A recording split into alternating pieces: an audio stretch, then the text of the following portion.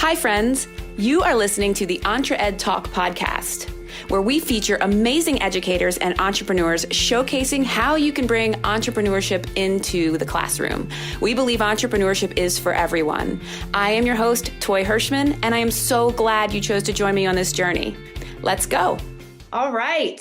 Hello, friends, and welcome back to the EntreEd Talk podcast. I am your host, as always, Toy Hirschman, and oh, my friends, you are in for a treat today. We are so fortunate to have back on the show Brian Weisfeld. Brian was on the show before when he wrote his first book, The Startup Squad, and now he is thrice, is that right? Thrice the author of his third book called Party Problems, and it's the third in a series.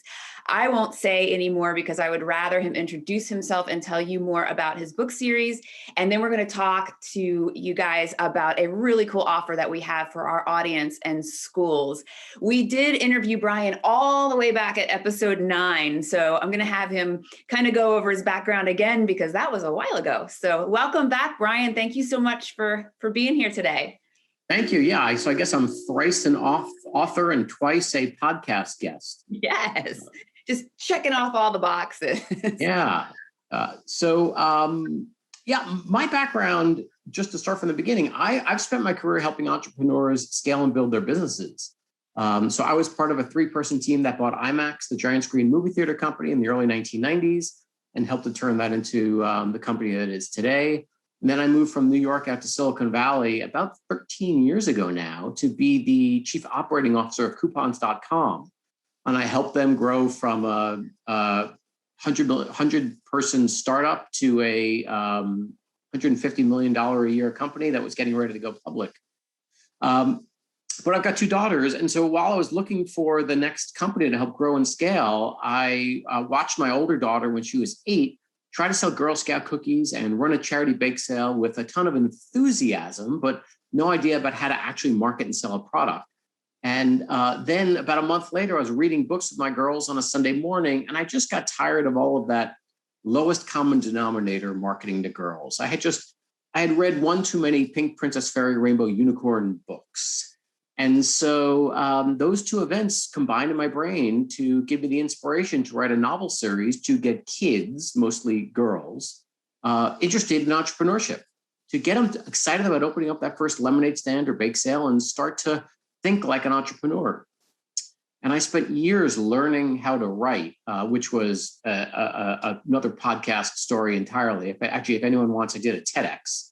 You just search on TEDx Weisfeld, you can get some of the stories and the misfortunes I had while I was trying to learn how to write this series. But we've now released, this is the 3rd book in the series. And the books are structured in a way that both combine literacy as well as entrepreneurship and give you tips. And I can give you more detail about how the books are structured, but we're really excited to be releasing this 3rd book in the series. This is awesome. I'm so excited for you because it was like a real struggle to get that first one. And now you're just, you got it now. These books are so cool. Tell us a little bit about the audience that you're targeting that would be most likely to read these books, like the age and grade level. Yeah, certainly. I would say the age level is anywhere from 7 to 14, depending upon reading level. So we generally target 2nd to 6th grades. I would say 2nd graders only because at the end of the school year, hopefully they're reading at a 3rd grade level anyway, but 3rd to 6th is really the sweet spot. And the way they're structured is I describe them as part inspiration, part information, and part aspiration. So it's a novel series about 4 6th grade girls whose class is, in the first book, they're going on a field trip to the local amusement park, and to raise money for the trip, all the kids get put into teams, and each team has to start a competing lemonade stand, and whichever team wins gets the VIP tickets. They get to go to the front of the line. And in the 2nd book, these girls are selling T-shirts to raise money for one of their brother's bands. And in the 3rd book, Party Problems, which is coming out in May, one of the girls decides to gets a job designing invitations for a wedding. And it turns out the wedding planner gets sick and she gets put in charge of running the whole wedding, hence the name Party Problems.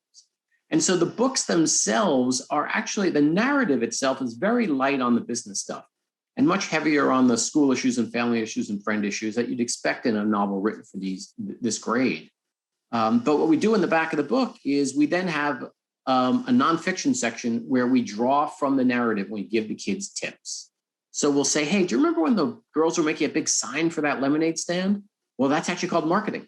And here are some marketing tips you can use for your business. And so in Party Problems, we talk about market research. We talk about how to turn one of your interests or passions into a business. And then we also talk about creating a business plan.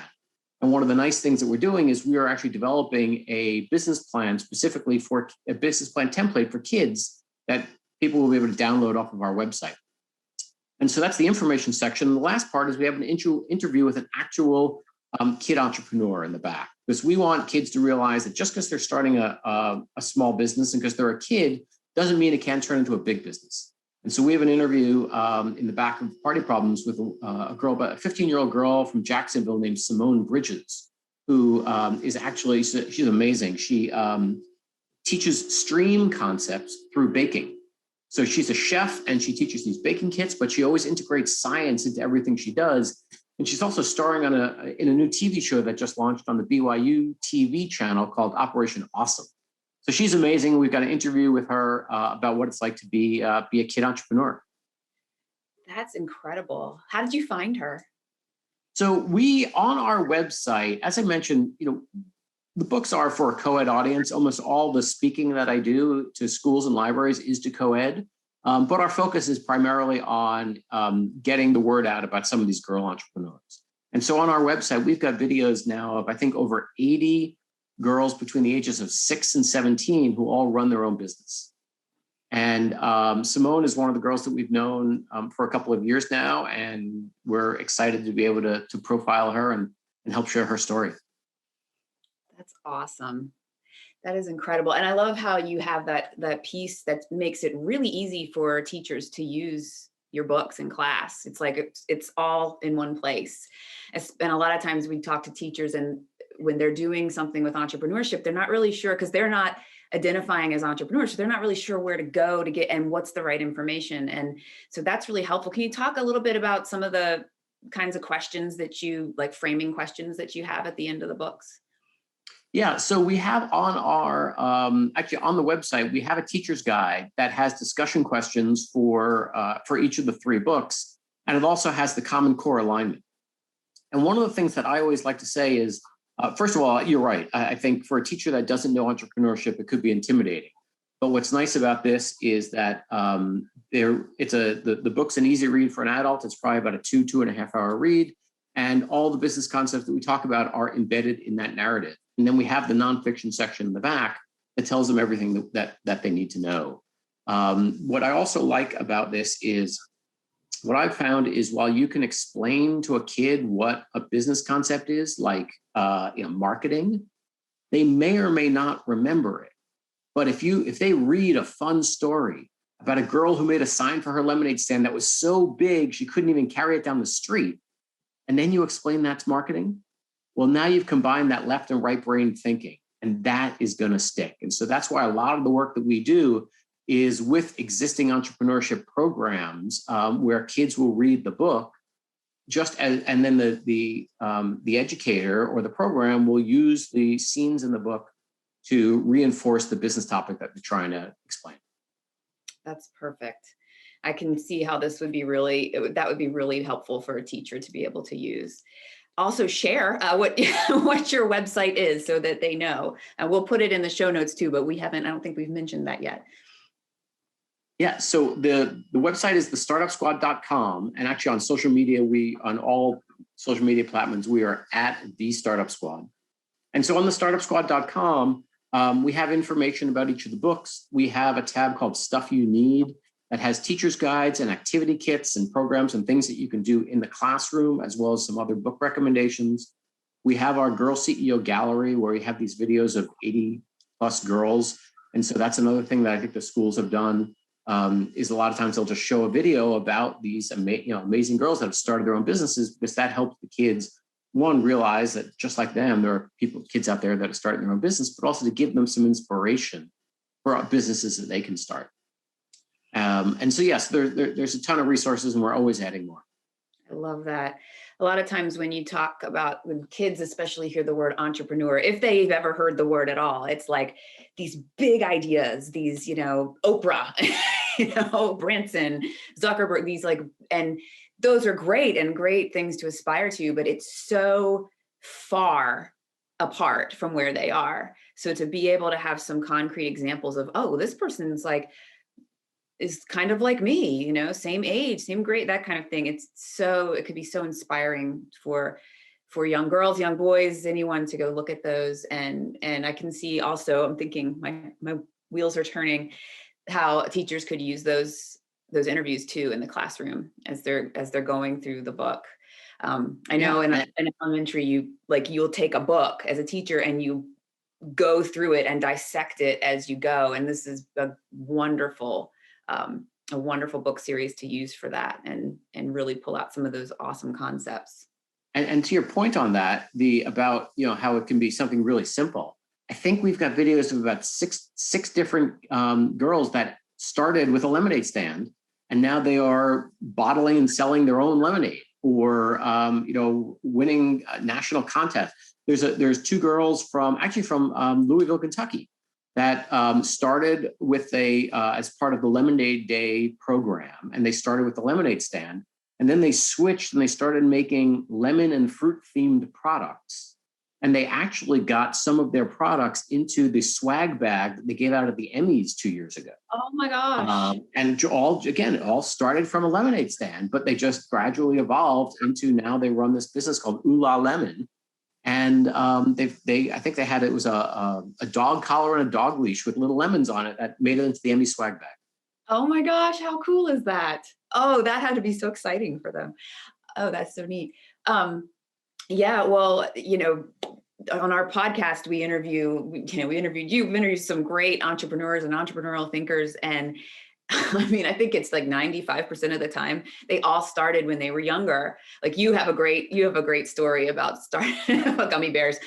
And we all started. If you guys have to go listen to episode 9. It's really incredible. But just starting kind of with what mowing lawns, selling gummy bears in school, probably that could have got you in a lot of trouble too.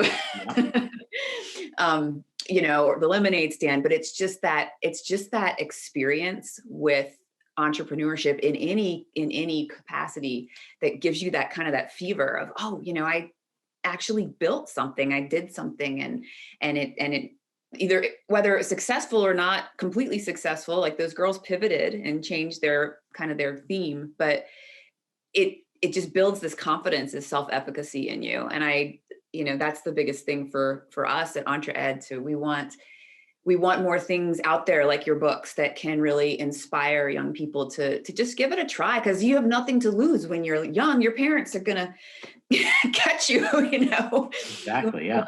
Girl Scout cookies, lemonade, gummy bears, whatever it happens to be. It's just those little experiences that make you start thinking, oh, well, maybe I want to be an entrepreneur someday. And it's not such a foreign, scary concept. It's something that is completely in my reach. And you only know that by experiencing it. Yeah. So, and even if they don't want to become an entrepreneur, I've just seen it with my own daughters, just how their comfort with risk and their comfort with failure and their self-confidence and their ability to talk to adults, and just these life skills that they develop from as I said, a simple lemonade stand, selling Girl Scout cookies, whatever it is. I feel so strongly that kids that have that entrepreneurial mindset and that have those skill sets, they will be more successful in life regardless of the path that they choose. They'll be better doctors and lawyers and teachers and whatever they want to be if they have that mindset. And that's what we're all about. We don't need every kid to grow up to be an entrepreneur, but we want them all to grow up with that entrepreneurial mindset. Yeah, that's exactly, we line up so perfectly on that philosophy, because that's exactly what we want at EntreEd. And, I tell people all the time, it's not our mission to make everyone an entrepreneur, but it is our mission to bring that mindset to everybody. Because even if you go and, you have this mindset and you leave high school and go to college, or don't go to college, but you go into the workforce and you have an employer, as an employer, wouldn't you want to hire the person that has this technical skill you need, but also comes to you with leadership, perseverance, confidence, the ability to communicate? You shared this amazing story about your daughter going out with the Girl Scout cookies and had this whole nice setup, but just really didn't know what to do next. And that's kind of where we want to be able to, just talking to adults, that's scary. Just selling things is kind of, it's scary if you've never done it, because you don't, what do I say? What do I do? So it really helps, that mindset really helps to young people to start building those skills and a comfort level with those skills, so that when they hit them in the real world, they're not as scary. Yeah, and there's a statistic floating around that something like 70% of the jobs that today's elementary school kids will grow up to fill have not been invented yet. And so how do you educate a kid to get prepared for a job that doesn't exist? You got to teach them how to think, right? If they're comfortable with risk and failure and can adapt to different situations and they're willing to learn, those kids will. Right. The technical skills are easy, but if they've got that mindset, then they're going to be more successful, and it'll be easier for them to learn those technical skills and fit into these jobs that we haven't even dreamed up yet. That's funny. When I talk to teachers, that's one of the, I think the percentage moves a little bit, but it's way high. And it's how do you can't just teach them. I mean, yeah, you need to know the fundamentals, but you can't just teach these kids some skill and say, this is going to be there, because we can't even dream up in our brains what it's going to be. Like, It'll probably have something to do with machine learning, but it probably doesn't look anything like what we think it's going to be like. And so it's an incredible, a little bit scary, but a little bit awesome statistic. So I want to ask you about the business plan template that you're working on, because that's really interesting to me. Business plans are scary when just the word just sounds scary. And I know that in traditional entrepreneurship courses, that's usually either the final project or it's the outcome of, and we've heard so many times especially from universities that teach these entrepreneurship programs, that a lot of the mindset gets lost in the business plan because you're so focused on, this is the thing, this is my grade. And so it just seems like a scary concept to have to write a business plan. So can you talk about how yours is going to be different and kid friendly?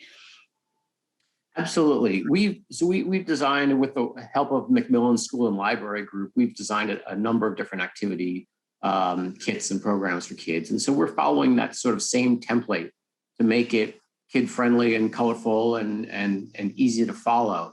But we don't want it to be overwhelming. We just want to create a place where kids can think through their business, right?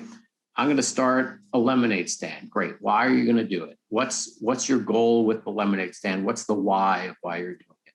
Who are your customers? Who are you going to go after? How are you going to come up with it? What price are you going to set? Is there competition you need to think about? Do you have a slogan? Do you want to have, what do you want to call your business? And how are you going to get people's attention? It's just those basic, simple concepts. And, there's probably about a dozen different concepts, but each of them is just, as I said, we've created just a fun template for them to do it, and some examples from other kid entrepreneurs and some other fun things. And it's just meant to help a kid think through some of those things. So when they start that first lemonade stand or they start that first business, you could use it for a more advanced business as well for the older kids, but it just helps them think through that. And we all love mistakes. We all learn so much from our mistakes, and we want kids to fail and get back up again. But the more that they can plan, the more that they can think through some of those things and avoid those mistakes before they get started. So just like a lot of the other templates that we've created for teachers and students, this one will fit right in, and I think will be a very a kid-friendly way to have a pretty comprehensive business plan. Awesome. I love that idea. We do student events, when we were allowed to be in schools in person. I miss them so much. I miss those kids. we would do student events, and sometimes kids have thought through the process, but then sometimes you'll ask, well, why did you price that way? And they really don't have that. They haven't thought about that. Well, I'm going to sell lemonade for $0.25. Well, can you? Think about if your mom's buying all the lemonade, then maybe, but but if you had to, generate enough revenue. So it's a lot of kids don't think through that whole process and usually undersell. I have a lot of pet rocks from some of the events, and they were really underpricing. I got them very, very affordably. Yeah. And the big thing that we try to talk about is figuring out your why, right? I mean, you're selling lemonade. Here's the perfect example of with my daughter. So my daughter goes to a summer camp up in Sonoma County, and it's her favorite place in the world. And about 2 or 3 years ago, the fires that ran through Sonoma burned the camp down. And so she wanted to do something to help. And so she had a lemonade stand. She set up a lemonade stand in our driveway and was selling brownies as well. And a woman came over and said, "What are you selling?" And she said, "Oh, I'm selling lemonade and brownies." And the woman said, "Well, I'll take a cup of lemonade," and gave her $1 and walked away. And I said to my daughter, I said, you got to think about your why, which is more important than your what. And she said, "What are you talking about?" And I explained it to her. And then a few minutes later, a truck pulled up and a guy came over and he said, "Hey, what are you selling?" And my daughter said, "Well, my summer camp burned down and I'm selling lemonade and brownies to raise money for it." And the guy said, "I'll take a lemonade and a brownie." And he gave her $10 and said to keep the change. That's it. That's the why, right? It's not the what. I'm selling lemonade and brownies. So what? So is everyone else. But it's your why. And that's one of the things we work with kids on is come up with your why, because that's the thing that's going to make things most interesting. And actually, I share when I speak to school groups, I give them my number one lemonade stand tip of all time, which I'll share here. Which is, if you're raising money for a cause, like my daughter was, don't set a price for your lemonade. So when someone comes over and says, "Hey, lemonade, great, how much is it?" You say, "Well, I'm raising money for my summer camp, which burned down. So all the money goes to charity. So just pay whatever you want." And you'd be surprised the number of people that'll drop you $5 or $10 for a cup of lemonade, where if you were charging $1, they would have just given you the $1 for it. Or if you just said a sign that said $10 for lemonade, they'd have been like, "What are you kidding? The kid down the street selling it for $1." But if you don't set a price and you've got a strong why, that's an absolute winner for a lemonade stand. That's genius. I love that. And it's the why too, where that passion happens, isn't it? That's when Absolutely. you know why you're doing what you're doing and you care. That's where passion comes in. Everyone always talks about passion, especially in entrepreneurship, and it's very vague, but it really just is being able to define why you're doing it and why you care. Yeah. So that's amazing. So let's talk about this awesome opportunity that we have. Everybody perk up, because we're about to throw some stuff at you. So Brian is going to work with, we're going to work together, Brian and EntreEd, and we want to be able to donate Brian's book, the Party Problems book, to schools. And I will let you explain that whole process in more detail, but we're setting up a place on our website where you can go and fill out an interest form. So we'll explain all of that after, but can you just tell everybody what the deal is? Absolutely. So first of all, I'm a huge fan of EntreEd and everything the program does. I first met everyone and learned about the program, I think, in the conference back in 2018 in Pittsburgh. And just in the conversations I had with the educators there and the people at EntreEd, I always wanted to do something big with the group. And so I'm so excited to be able to do this. Essentially, what we are going to do is we are going to give away copies of our latest book, Party Problems, to any schools that are interested. And the way that we're going to do this is we are going to go out and tell people how wonderful EntreEd is and about these schools and kids. And we're going to ask people to make donations to EntreEd.